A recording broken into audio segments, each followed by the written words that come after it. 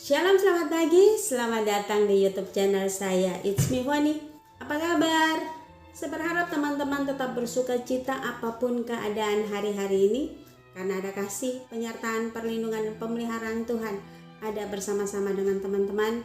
Mau sesulit dan serumit apapun pergumulan yang engkau hadapi hari-hari ini, yakin dan percayalah engkau tidak bergumul seorang diri, karena ada Tuhan di sana yang selalu bersama-sama dengan teman-teman, memberikan kekuatan, penghiburan, kedamaian, ketenangan, hikmat daripada Allah sendiri ada bersama-sama dengan teman-teman, sehingga engkau dapat menjalani setiap proses yang Tuhan sedang izinkan dan tetap percaya bahwa Tuhan Allah ada bersama-sama dengan engkau dan Dia tidak meninggalkan engkau sendiri. Baik, sebelum menonton tayangan ini sampai selesai, jangan lupa tinggalkan jejak teman-teman dengan mensubscribe, like, komen, dan share YouTube channel ini agar kita semakin bertumbuh bersama, semakin mengenal siapa Tuhan kita Yesus Kristus, dan semakin menjadi berkat bagi banyak orang, dan nama Tuhan boleh dipermuliakan. Terima kasih.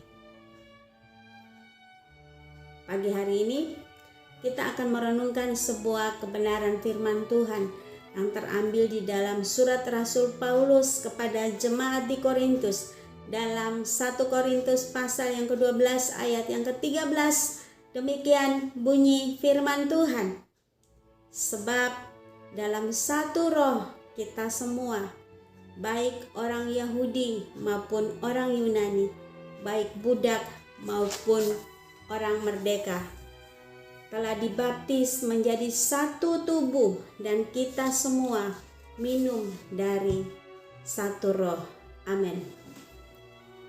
Ketika BBC Music Magazine meminta 151 konduktor kenamaan di dunia untuk mengisi daftar 20 karya simfoni terbaik yang pernah diubah, urutan teratas ditempati oleh Eroica, Simfoni nomor 3 karya Beethoven. Karya yang dengan judul berarti heroik. Karya ini ditulis semasa pergolakan revolusi Prancis. Namun karya tersebut juga lahir dari pergumulan pribadi seorang yang bernama Beethoven di saat dimana ia secara perlahan-lahan mulai kehilangan pendengarannya. Gubahan musiknya menampilkan perubahan ekstrim dalam emosi yang mengungkapkan apa artinya menjadi manusia yang tetap bertahan hidup di hadapan banyaknya tantangan. Melalui alunan musik yang berubah-ubah dari perasaan bahagia, kesedihan, hingga akhirnya kejayaan Simfoni nomor 3 karya Beethoven dipandang sebagai ungkapan penghargaan yang tak pernah usang bagi semangat hidup manusia. Teman-teman, surat pertama Rasul Paulus kepada jemaat di Korintus layak mendapatkan perhatian saya, Bapak Ibu Saudara sekalian, untuk alasan yang serupa.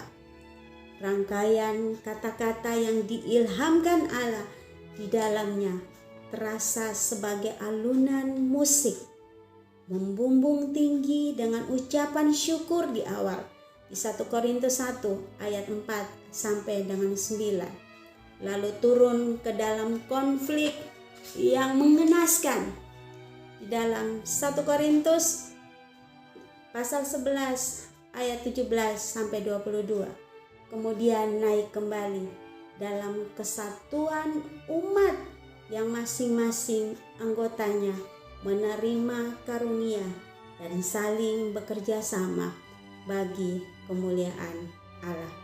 1 Korintus pasal 12 ayat 6 sampai dengan 7. Bedanya dengan simfoni yang ditulis oleh Beethoven dalam surat Rasul Paulus, kita melihat kejayaan semangat hidup manusia justru membawa kemuliaan bagi Roh Allah.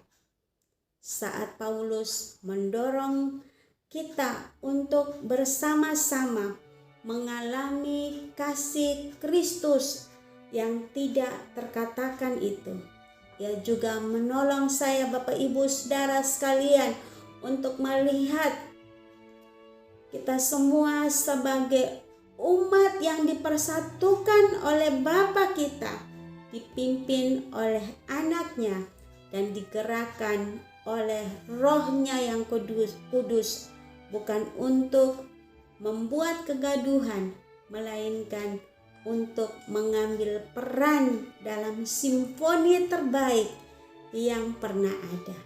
Amin. Selamat beraktivitas, tapi jangan lupa tetap taati protokol kesehatan dengan menggunakan masker, mencuci tangan, menjauhi kerumunan, dan menjaga jarak. Karena dengan demikian teman-teman bukan hanya melindungi diri kita sendiri, tapi kita juga melindungi orang-orang yang ada di sekitar kita dan bahkan orang-orang yang kita sayangi yang ada di rumah kita. Selamat beraktivitas, Tuhan Yesus memberkati.